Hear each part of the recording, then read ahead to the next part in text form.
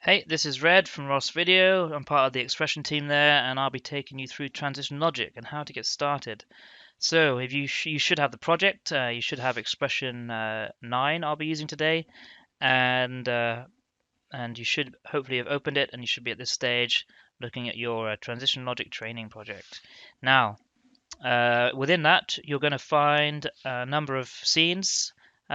These are labeled as such. You've got complete, which, as you might guess, is the complete project. There's also one that's called flag, which is going to interact with that. Then I have broken it down, and we're actually going to work down from the kind of most incomplete up to the stage where you actually make your own complete version. So we'll actually be starting here.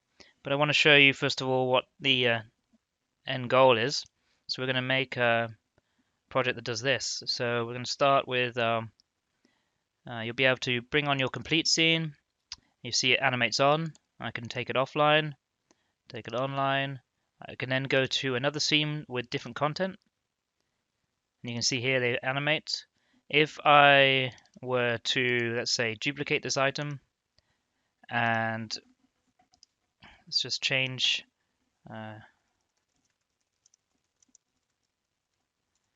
transition logic. And what we should find now is if I change this one, it's just going to change one of the items, you see? So there's logic in there that's changing both, changing one.